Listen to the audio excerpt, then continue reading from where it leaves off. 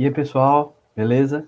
Então, estou deixando essa aula aqui gravada para que vocês possam assistir posteriormente e tenham, assim, o complemento do conhecimento que foi discutido até esse momento, certo? Havíamos falado sobre usabilidade no seu contexto geral. Tínhamos falado um pouco mais sobre os critérios de qualidade de uso, esse tão importante critério, na verdade, certo? E aí, cabe-se falar ainda mais sobre ele, certo?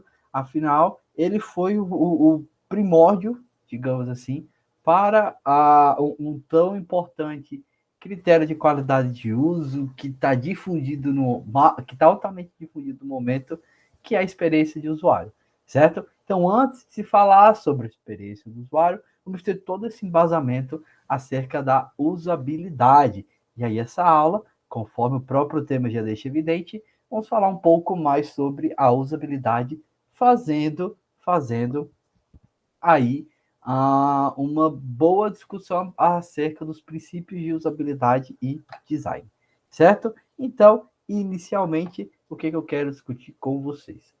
Uma outra maneira de se conceitualizar a usabilidade se dá em termos de princípio de design, certo? E o que são esses princípios? Acredito que seja algo novo aí para vocês. Bem, esses princípios eles são abstrações generalizáveis que são destinadas a orientar vocês, futuros designers ou designers que já atuam na área, sobre os aspectos diferentes de seu design, certo?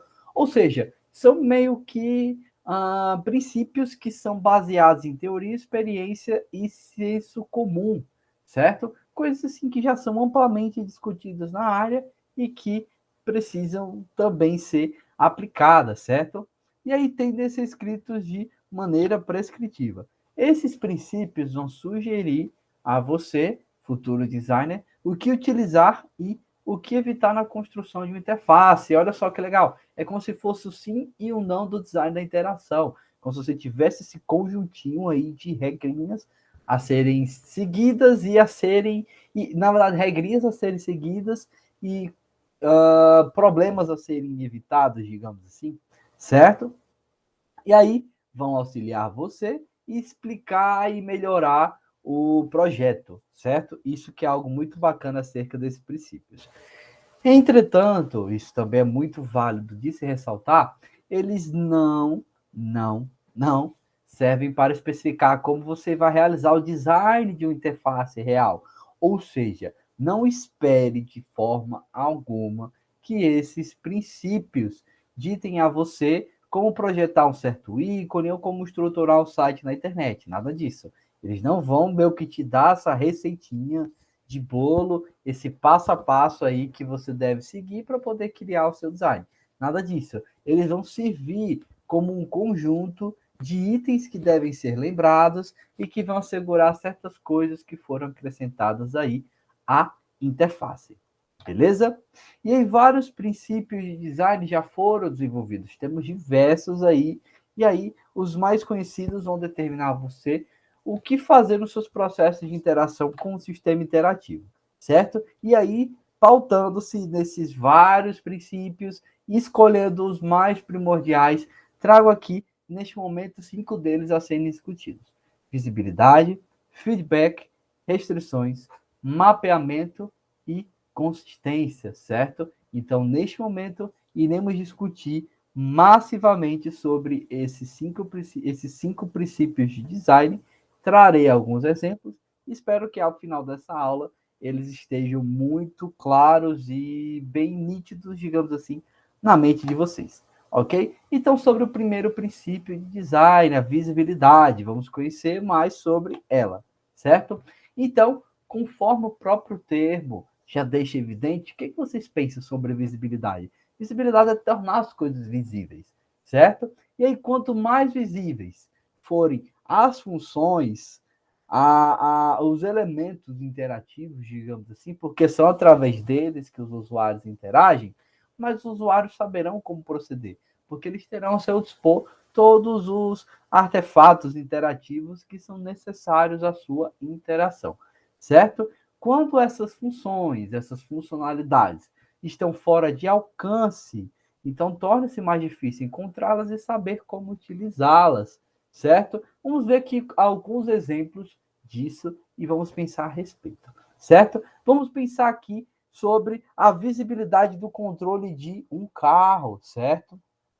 Dos controles de um carro. Na verdade, acredito que grande parte aqui da turma já tenha tido a experiência aí de dirigir um carro, certo? Então, vocês têm uma noção de que existem inúmeras funcionalidades ali dispostas para você, certo?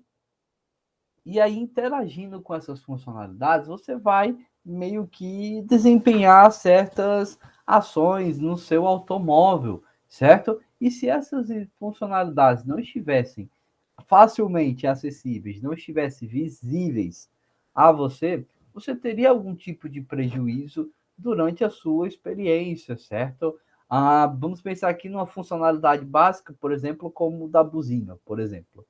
E aí, se essa função ela não tivesse disponível, não tivesse visível, pronto, não tivesse tão visível para você, você teria um pouco de dificuldade para encontrá-la, certo? Ou se ela tivesse com difícil acesso, digamos assim. Então, sempre que você fosse utilizá-la, ela seria ruim, porque a própria buzina ela precisa estar de fácil acesso, é tanto que ela fica aqui no meio do volante, certo? Porque é algo que a gente utiliza geralmente quando quer emitir algum alerta para outros motoristas, certo? Enfim, então por isso que ela precisa estar facilmente acessível, precisa estar muito visível aí para o usuário, para o motorista, desculpe, assim como as outras funcionalidades que estão dispostas aqui no painel desse automóvel, certo? Esse é o princípio que é essencial para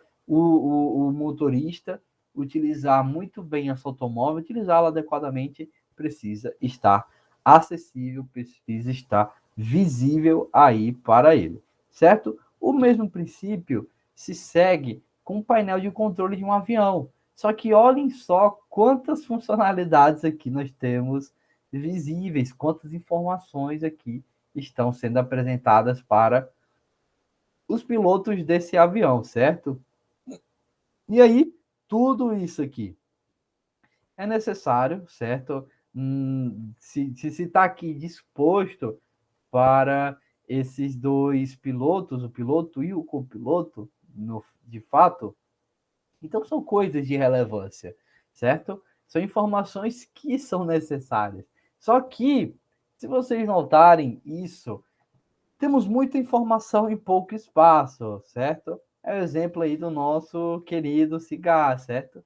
E isso causa um pouco de desconforto visual, isso deixa a experiência mais pesada, digamos assim. É tanto que para se pilotar um avião, você tem um longo e extensivo curso preparatório para que você tenha toda a capacidade de interpretar e lidar com todas essas informações que são aqui apresentadas, com todas as funcionalidades que estão visíveis e facilmente acessíveis para vocês. Ó. Se vocês notarem, temos inúmeros painéis aqui, ó, inúmeros painéis, alguns botões, alguns vários botões aqui, alguns outros vários botões aqui, certo? E aí, com certeza, em algum outro espaço aqui também deve existir outros botões que não estão visíveis aqui nessa imagem, certo? E aí, fazendo alusão com esses dois fatos, a maneira como os controles são dispostos no carro e o que eles realizam facilita na hora de se encontrar com mais rapidez o controle apropriado para as tarefas, certo? O design do painel do carro e as funcionalidades, os comandos, enfim, os controles, desculpe, que estão dispostos ali para o motorista, foi algo pensado estrategicamente para facilitar a experiência dele, certo? E o mesmo ocorre com os controles dispostos no painel do avião. Como eu havia dito agora há pouco, tudo que está ali disposto é algo necessário para o piloto e o copiloto desempenharem bem a sua função, certo? Só que aí entra agora um questionamento. Quanto mais visíveis essas funcionalidades, esses controles, será que é melhor? Claro, fazendo agora já uma alusão ao nosso universo aí das interfaces, certo? Deixa eu só voltar aqui no painel de controle desse carro. Temos aqui só o que é essencial, certo? Claro, existem inúmeras funcionalidades também, mas elas não estão apresentadas aqui no painel. E meio que a gente só tem o que é essencial aí para ele. Aqui também, certo? Então, só o que é essencial para esse avião. E o que é essencial acaba sendo muita coisa.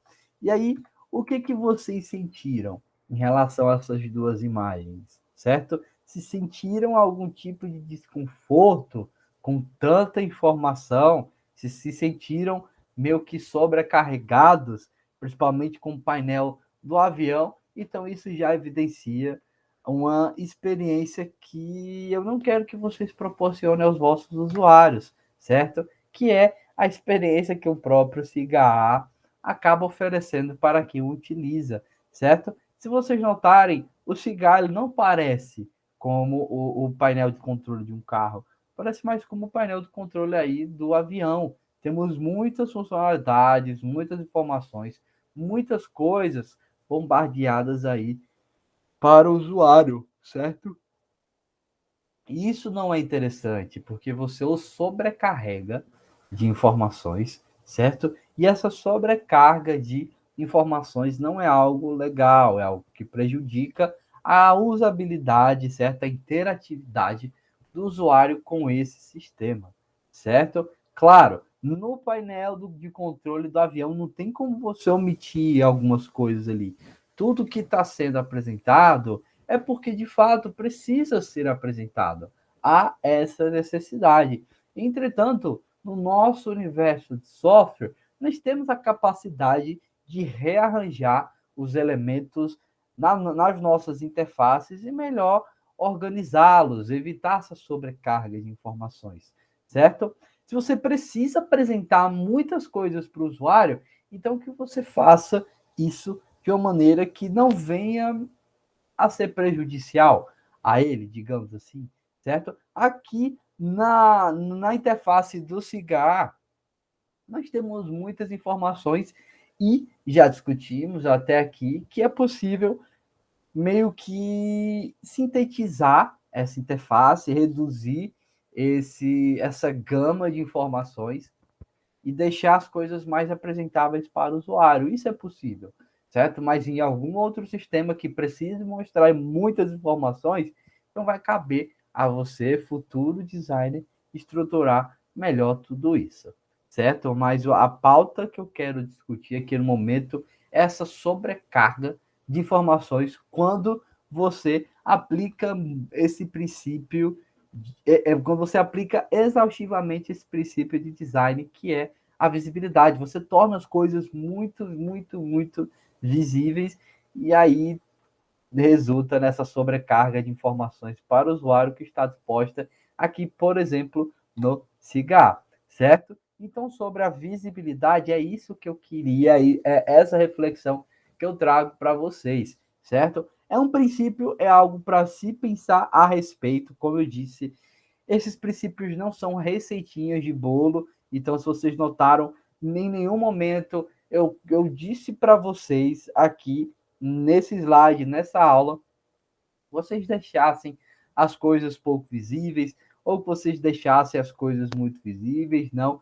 Deixem visível o essencial para o usuário, certo? E se for necessário, deixar além do... E na verdade, se o necessário ele for composto por muitas informações, então busquem uma forma de rearranjar essas informações de maneira a evitar essa sobrecarga, deixar as coisas mais digeríveis pelo usuário, ok? Vamos falar sobre o nosso próximo princípio de design, sobre o feedback. E aí, sobre o feedback também é muito importante se discutir a respeito, certo? O feedback, ele está relacionado a esse conceito de visibilidade, certo? As funcionalidades estão visíveis ao usuário, então o usuário vai interagir com ela, certo? E aí, o que que o feedback consiste? Consiste do nosso sistema meio que reagir às interações, às ações aí do nosso usuário, certo? E aí, para a gente pensar a respeito disso, do quão necessária do quão necessário, na verdade, é o feedback dentro dos nossos sistemas interativos, vamos fazer uma reflexão sobre a vida de vocês sem feedback. Imagine-se tocando uma guitarra, fatiando pão ou escrevendo com uma caneta, certo?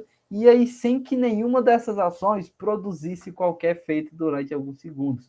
Então, você está lá tocando a sua guitarra, você faz a sua ação, e aí ela não resulta em uma ação imediata. Tem um certo delay, digamos assim, nessa reação, certo? Na ação ali que está sendo desempenhada. Ou você está cortando o pão e aí alguns segundos depois o pão é fatiado, ou você está escrevendo com a caneta, você está estudando aqui para a nossa disciplina, fazendo as suas anotações no caderno, e aí alguns segundos após a sua escrita aparece nesse papel. Isso seria um caos total na sua vida, certo? Se você não tivesse esse feedback instantâneo. Ou seria ainda pior se você não tivesse esse feedback de forma alguma. Você tocou na guitarra, nada foi executado.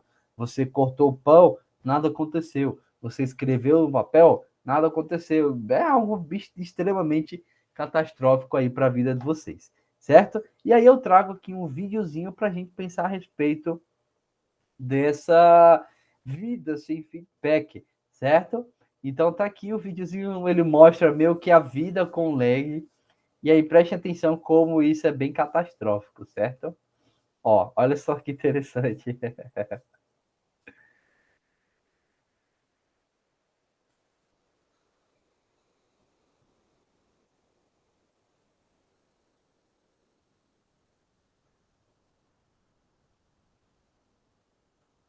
Ó, percebam que as coisas que ele vai fazendo não tem esse feedback imediato. Ele abre a porta, alguns segundos depois a porta abre a porta do carro, alguns segundos depois, gira a chave, alguns segundos depois é a ação executada. Então, uma catástrofe na vida desse rapaz.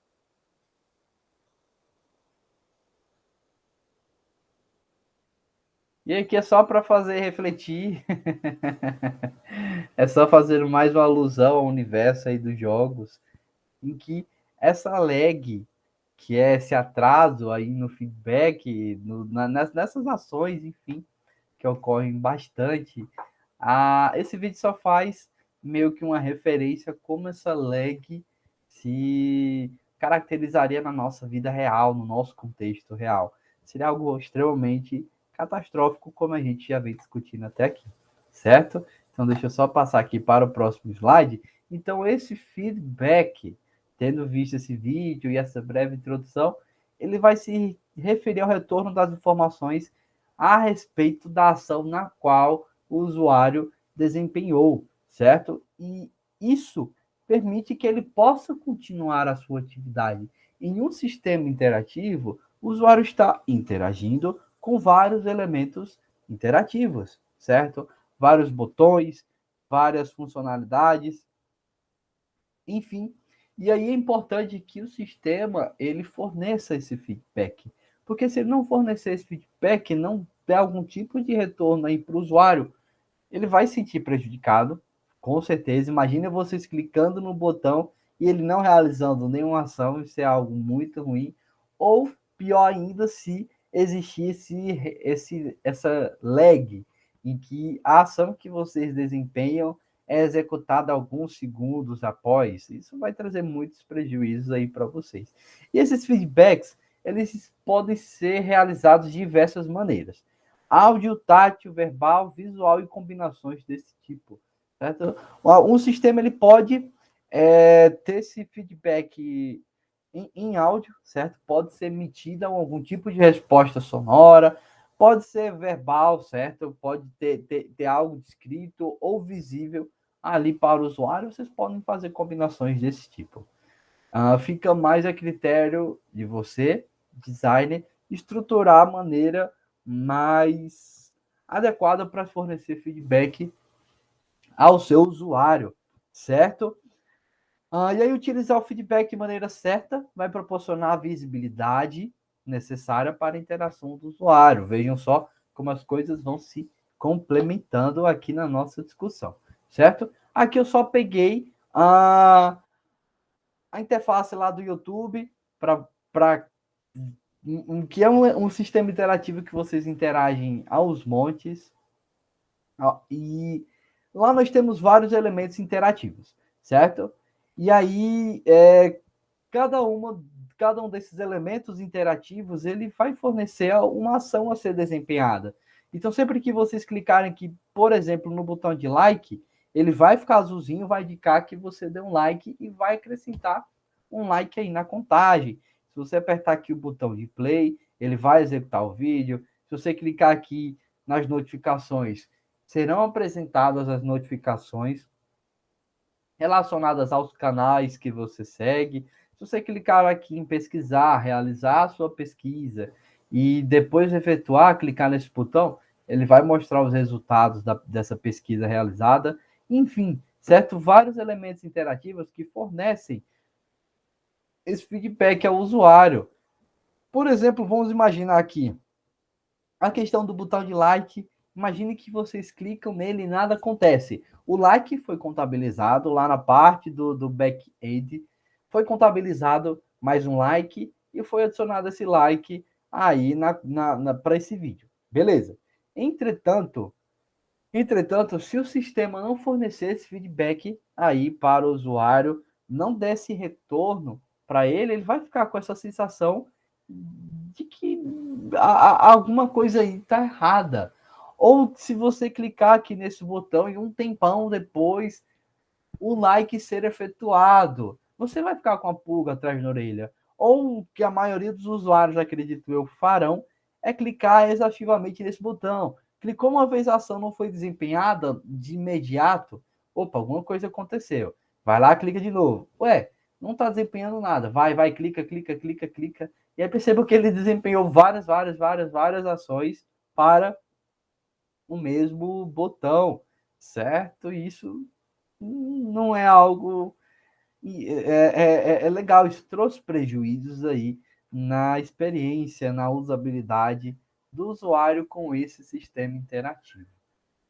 E aí, acredito eu que grande parte dos usuários também ficarão com a sensação de que caiu a internet e aí já irão verificar. Enfim, vejam só os impactos negativos para essa ausência de feedback para um elemento interativo aqui pequeno, dentre toda essa interface aqui gigantesca e todas as possibilidades, todas as funcionalidades, na verdade, que ela disponibiliza, certo?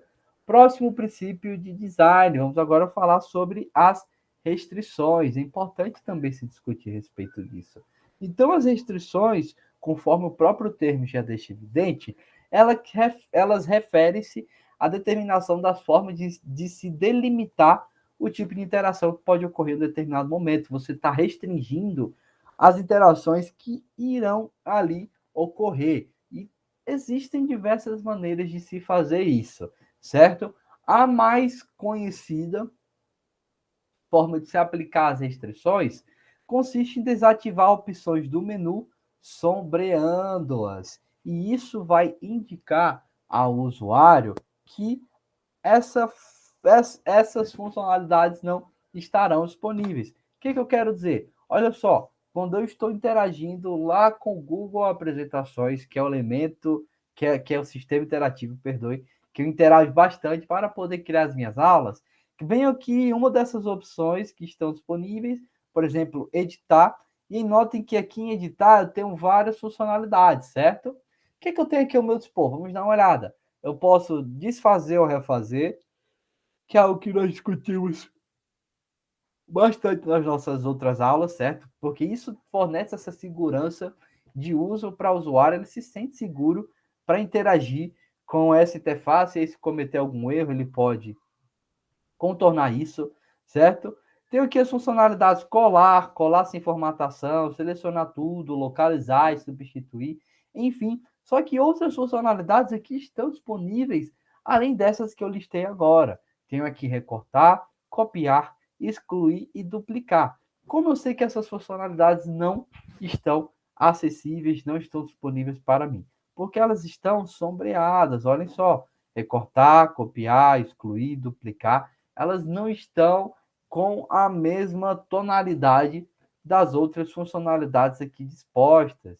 Então isso indica que não é possível colar, que é possível colar ou colar sem formatação algo neste exato momento. Eu estou interagindo aqui com os meus slides, elemento por elemento, e aí eu posso colar algum outro slide, posso colar outro sem formatação, posso selecionar tudo, enfim, posso desfazer ou refazer as minhas ações. Entretanto, neste momento, ele não está me permitindo recortar ou copiar, excluir ou duplicar. Essas funcionalidades estão disponíveis nesse sistema, só que nesta interação atual, neste momento, eu não consigo fazer isso. Não consigo recortar, não consigo copiar, não consigo excluir, duplicar. E eu identifico isso por conta desse sombreamento aí dessas opções. E isso caracteriza uma restrição dentro dos nossos sistemas, certo? Uma das vantagens de você impedir o usuário de selecionar opções incorretas é o fato de que você vai reduzir a ocorrência de erros. Se determinadas funcionalidades vão causar algum tipo de problema na interação atual, então você pode colocar uma restrição ali naquele momento e aí vir a reduzir esses erros. Essas restrições elas são classificadas em 3 categorias: física, lógica e cultural, certo? As restrições físicas referem-se à forma como objetos físicos vão restringir o movimento das coisas. Ou seja, o próprio molde físico do objeto já restringe as suas interações. O que é possível se fazer com esse objeto? Um exemplo mais simples disso é o modo como um pendrive inserido numa porta USB. Isso é feito Isso, na verdade, é restringido de forma física. O próprio molde desse pendrive restringe a maneira como você irá encaixá-lo em uma porta USB. E aí eu trago um meme só para a gente pensar a respeito disso, em que tem essa regrinha universal que você nunca vai conseguir encaixar um pendrive de primeira. Então você está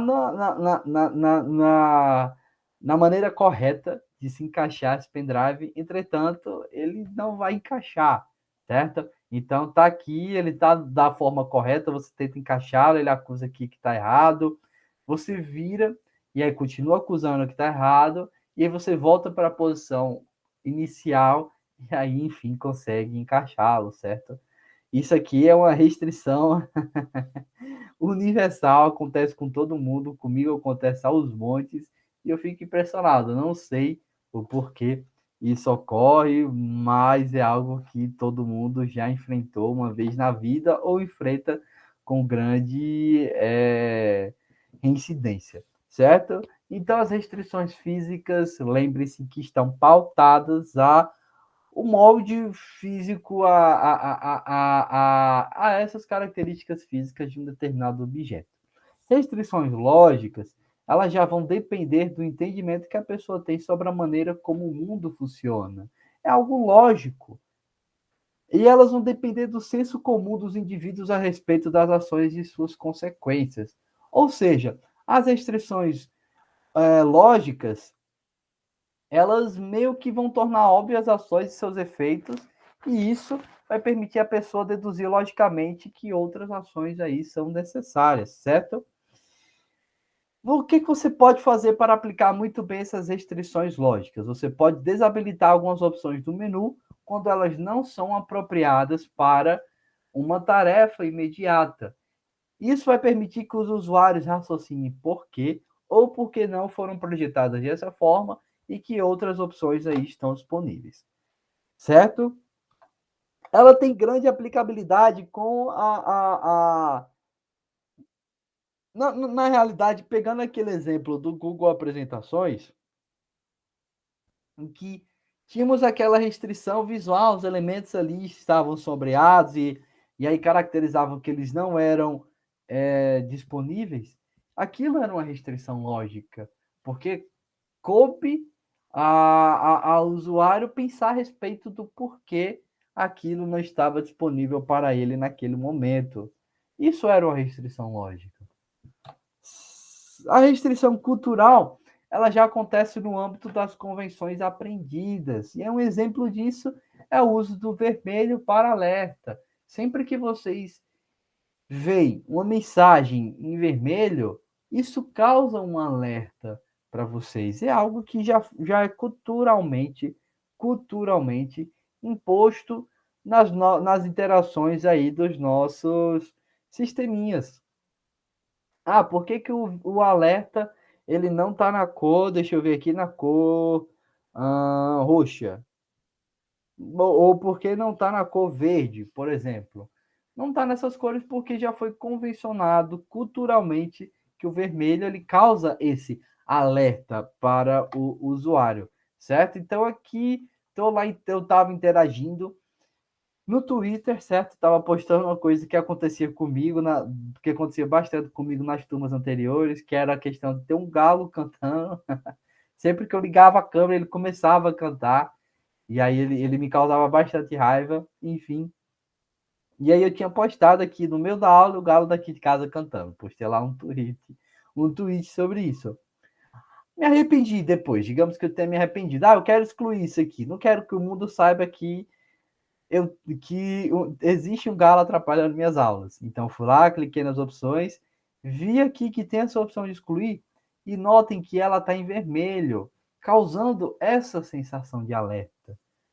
E essa sensação de alerta indica que a ação que eu vou desempenhar, ela pode ser algo catastrófico aí para esse meu perfil, porque eu estou excluindo algo que eu já postei.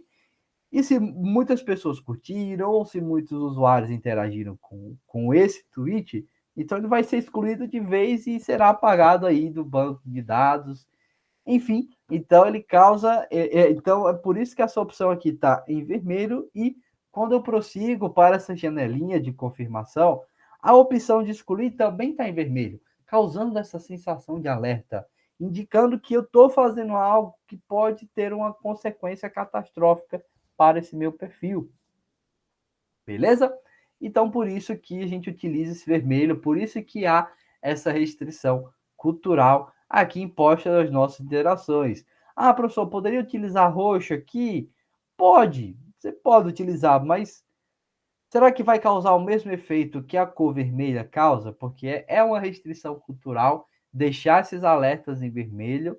Se você quer utilizar uma cor diferente, você quer ser um diferentão, uma diferentona, beleza, mas tem que se avaliar as consequências do uso dessa nova tonalidade para representar uma ação ou algo que traz um certo alerta aí para o usuário. Beleza? E aí a maioria das restrições culturais, elas são arbitrárias. Você não tem uma obrigação assim de se aplicá-las, certo? Que é o que eu estou apontando aqui já com essa discussão, já fazendo alusão com o exemplo anterior. Você poderia colocar a cor amarela em um alerta ou a cor roxa. Você não é obrigado a utilizar isso, é algo arbitrário.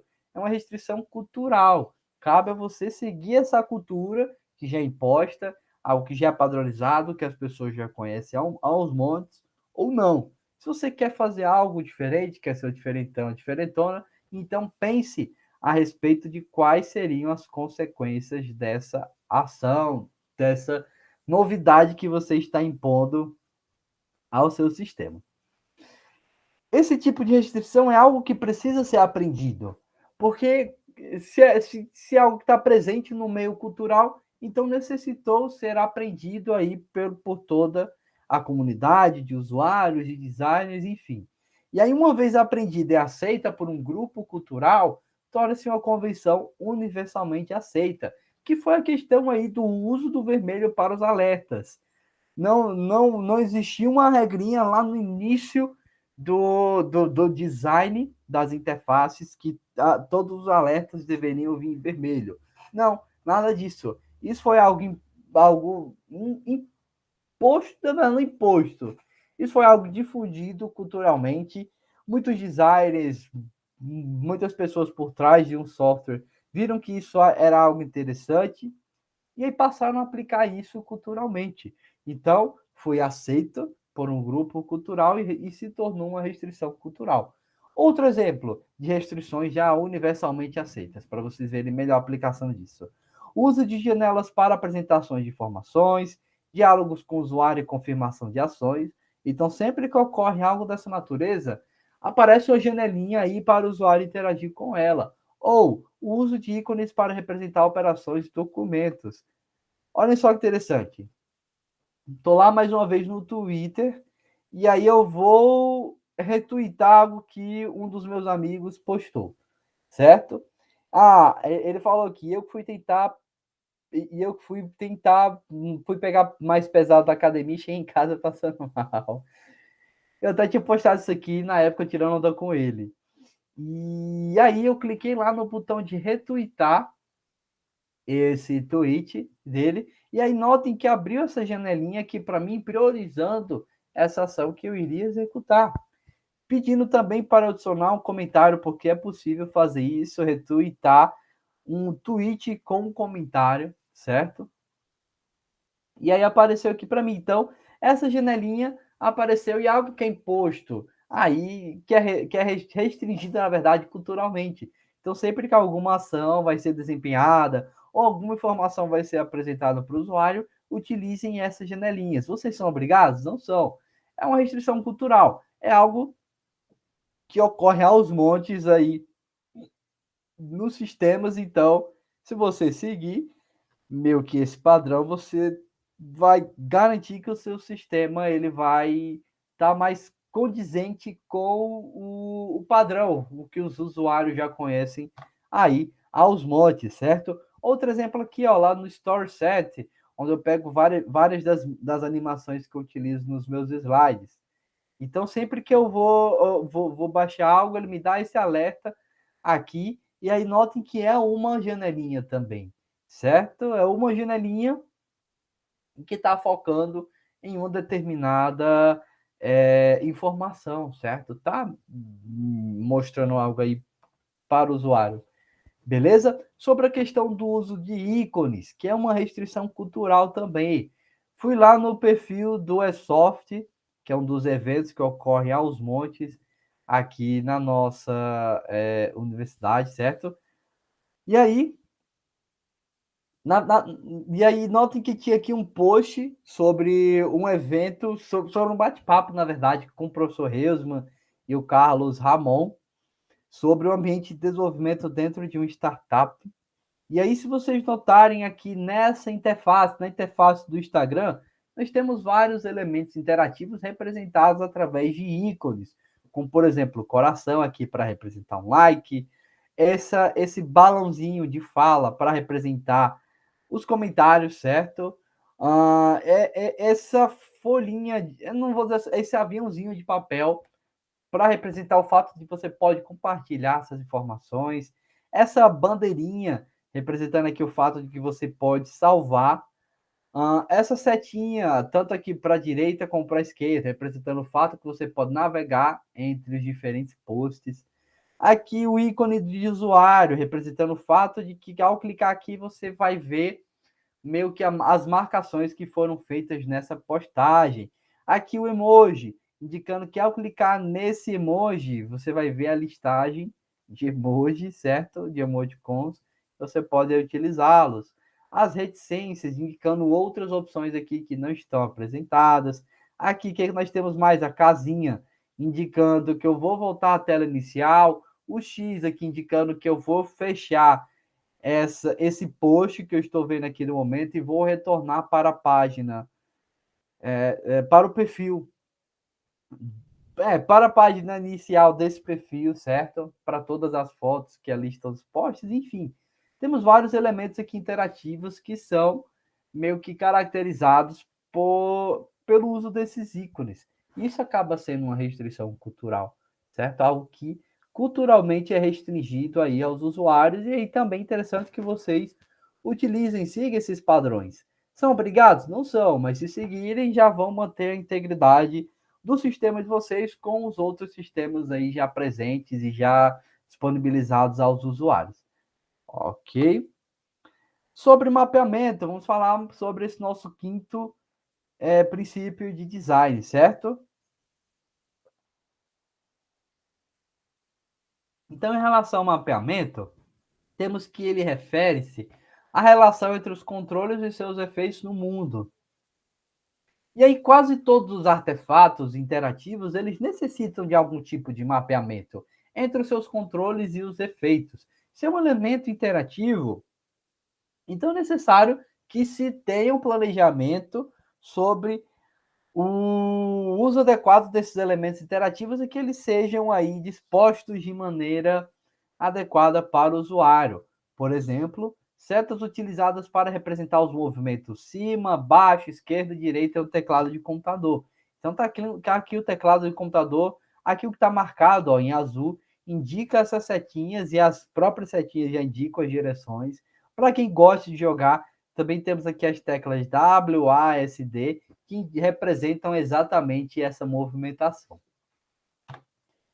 E aí, dentro do universo do software, se nós utilizássemos um outro tipo de mapeamento para essas setas de direção, se o nosso sistema ele não fosse condizente com tudo isso.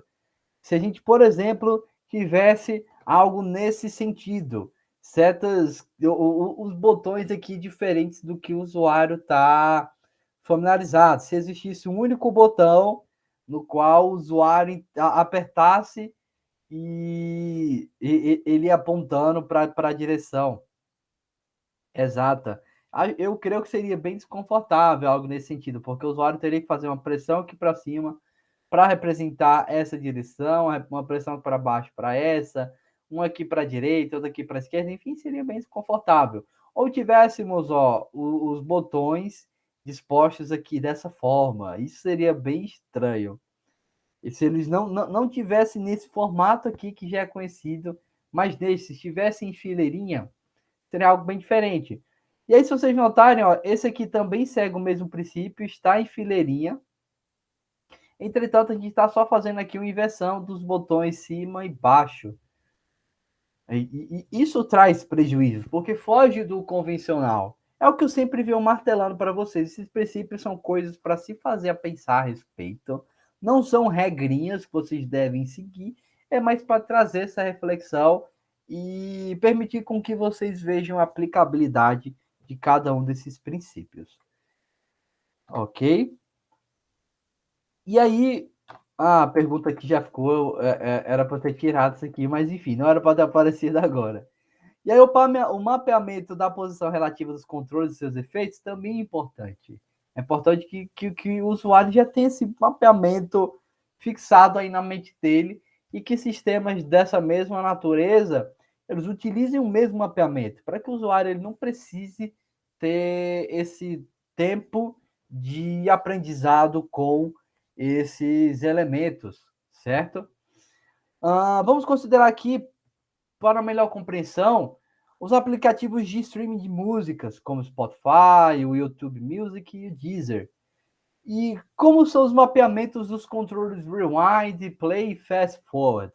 Olha só, estou aqui com a interface do Spotify, e aí se eu quero, por exemplo, passar para a próxima música, eu clico nesse botão aqui, certo? Nessa setinha aqui apontando para a direita. Se eu quero voltar, clico nessa setinha aqui apontando para a esquerda. Se eu quero executar essa música, aqui no momento ela não está sendo executada. Então eu clico aqui em play, executa essa música. Se eu quero aqui permitir, se eu quero fazer repetição dela, então eu clico aqui nesse botão, vou clicando, ele vai tendo diferentes formatos, porque ele permite tanto você repetir todo o álbum ou repetir a música no momento Tenho aqui esse botão que me permite reproduzir de forma aleatória, ele não vai seguir uma determinada sequência, vai determinar a execução das próximas músicas aí de forma aleatória. E isso aqui é um mapeamento. É algo que já está padronizado em todo e qualquer sistema dessa natureza. Olha só, se eu for mudar lá para a versão web do Spotify, o mapeamento aqui consiste o mesmo, são os mesmos botões.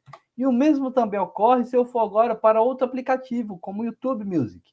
Eu continuo aqui, ó, com os mesmos botões. Claro, eles têm um formatinho diferente. Se vocês notarem a questão dos ícones, ó, eles têm só um formato, um molde diferente, mas indicam exatamente a mesma coisa. Eles têm o mesmo princípio. Então, eu continuo aqui com o botão de play, o botão de avançar, de retornar, o botão aqui de repetir, o botão de executar de forma aleatória, enfim.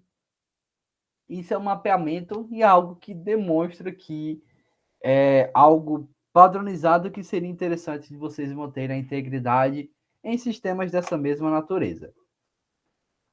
Geralmente, esses reprodutores, eles têm essa convenção comum, que é o que eu tinha falado aí já para vocês. O botão de play vai ficar no meio, o rewind, que é o voltar, fica à esquerda, e o fast forward, que é o avançar, fica à direita. E essa configuração está mapeada diretamente de acordo com a direção dessas ações. Avançar, direita, retornar, esquerda. Vejam que isso já meio que faz sentido dentro da cabeça aí de vocês. E se nós utilizássemos um outro tipo de mapeamento para os controles? Se nós tentássemos inovar, fazer algo que fosse bem diferente do convencional? Você pode, obviamente, fazer isso, mas tem que se pensar a respeito das consequências e de como os usuários irão encarar tudo isso. Se, por exemplo, utilizássemos isso aqui, você quer inovar, então você já não quer mais ter esse padrão. Você quer seguir esse aqui. O botão de play aparece primeiro, o botão de avançar em seguida e o botão de voltar por último. Tudo bem, você tem essa possibilidade. Entretanto, como os usuários encarariam isso aqui? Eles teriam um certo tipo de dificuldade inicial para lidar, para aprender, para, na verdade, fixar esse mapeamento que foi feito aí por você. E quando ele fosse utilizar um outro sistema dessa mesma natureza, ele já ia ver essas diferenças entre o mapeamento que está sendo utilizado no sistema que inovou e o mapeamento que já é tradicionalmente utilizado. Ele meio que teria essa discordância, ele na verdade notaria a discordância entre esses dois mapeamentos. Isso seria algo que, de certa forma, seria prejudicial para ele, pelo menos assim no escopo inicial, porque ele ia ter que despender um pouco mais de tempo para poder associar tudo isso, certo? Beleza? Por fim, o último princípio aqui a se discutir, princípio aí da consistência, certo? Vamos falar aqui a respeito dele. Então, em relação à consistência, temos que ela refere-se a projetar interfaces de modo que tenham operações semelhantes e que utilizem elementos semelhantes para a realização de tarefas similares. É você manter a consistência entre os elementos interativos aí da sua interface. E uma interface consistente é aquela que segue regras. Por exemplo, a seleção de objetos gráficos na interface utiliza a mesma ação para todos os objetos. Ou seja, se você quer selecionar algo, você clica com o botão esquerdo do mouse, que é o que ocorre aqui no Windows. Então, estou aqui, peguei uns protótipos que eu criei com Adobe XD, e aí se eu quero selecionar ele, eu clico aqui com o botão esquerdo do mouse, certo? Clico com o botão esquerdo do mouse e ele fica aqui marcadinho indicando que eu selecionei esse objeto. Interfaces inconsistentes, elas permitem exceções a essa regra, eles fogem dessa consistência. E um exemplo disso se dá quando certos objetos gráficos podem ser marcados utilizando seu botão direito. Imagina se só a dificuldade que seria para isso. Você agora vai marcar um objeto não mais com o botão esquerdo, mas com o botão direito. Isso já seria um pouquinho mais difícil de você meio que processar, porque está fugindo desse convencional, é algo inconsistente.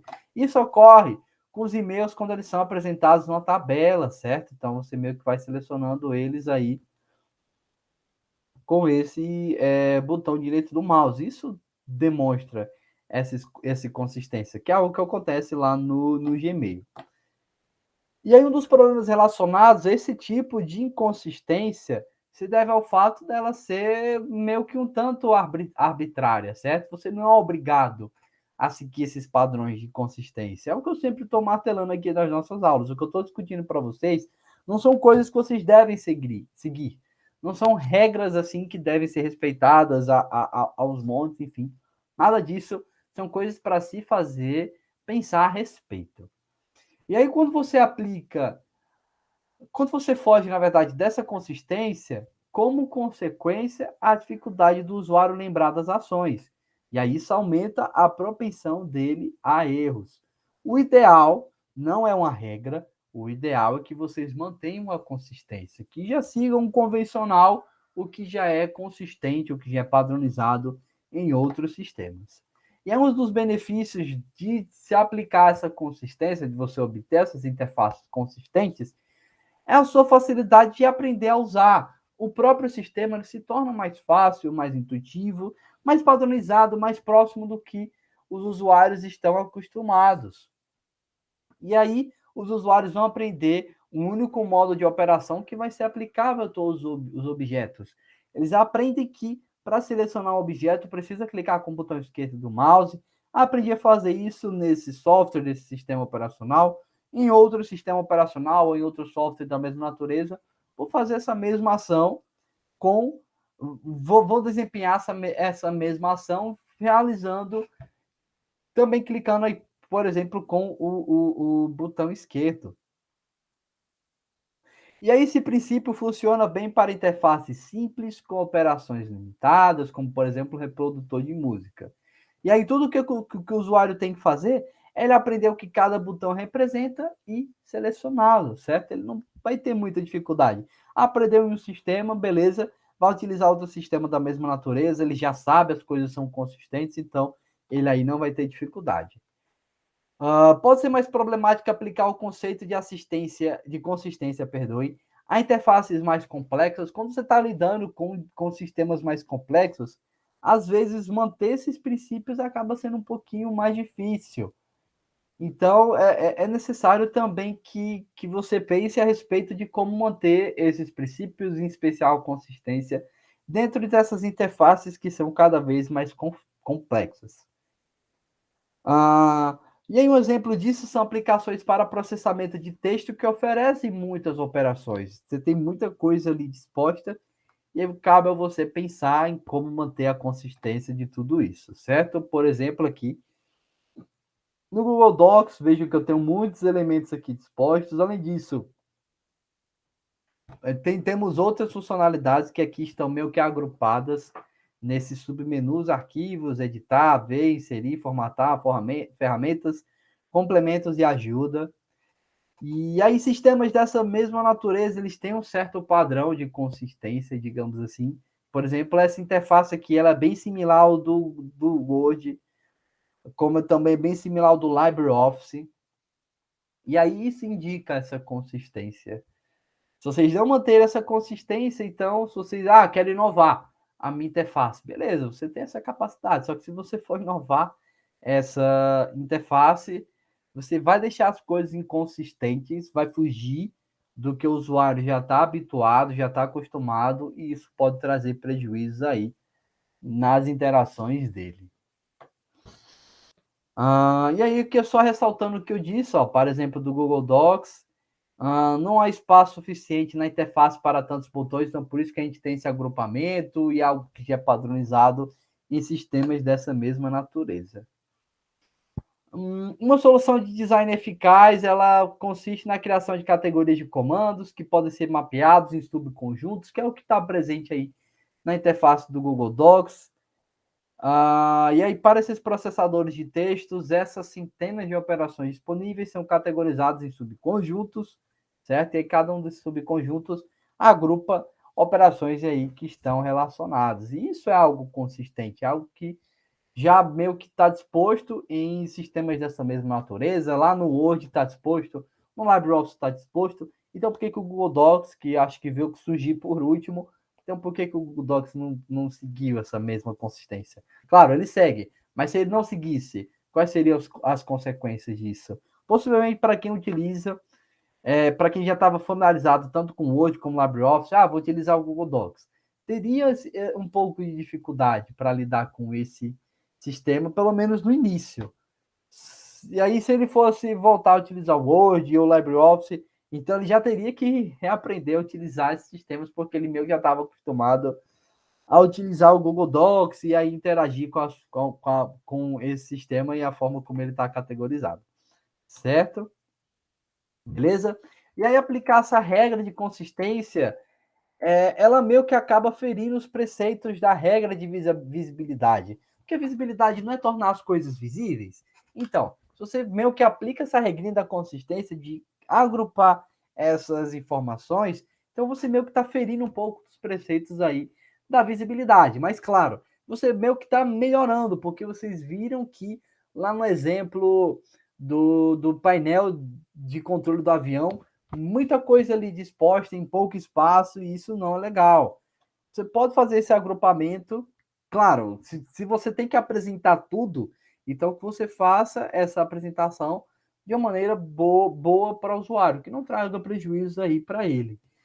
E aí, notaram também que lá no Cigar a gente pode fazer o agrupamento dessas informações, a gente pode deixar as coisas ali mais digeríveis, e a gente meio que fere um pouco o preceito dessa visibilidade, que é tornar as coisas visíveis, mas eu diria que a gente está não ferindo, mas sim melhorando esse princípio de design. Certo? Ok? Então é isso aqui que eu tinha falado, beleza? Então, dou por encerrada essa nossa discussão. E aí, só fazendo as conclusões do que foi visto aqui nessa aula, eu espero ter expandido o entendimento da usabilidade para vocês. E espero que esses princípios tenham ficado bastante esclarecidos aí para a turma. Tanto os princípios de visibilidade, feedback, restrições, mapeamento e consistência. E essas são as referências, certa referência que eu utilizei para quem quiser se aprofundar no estudo de tudo isso. E eu agradeço a atenção de todos. Então, dúvidas, mandem lá no Discord. Beleza? Então, pessoal, obrigado aí pela atenção. E nos encontramos no nosso próximo encontro. Valeu, tchau, tchau.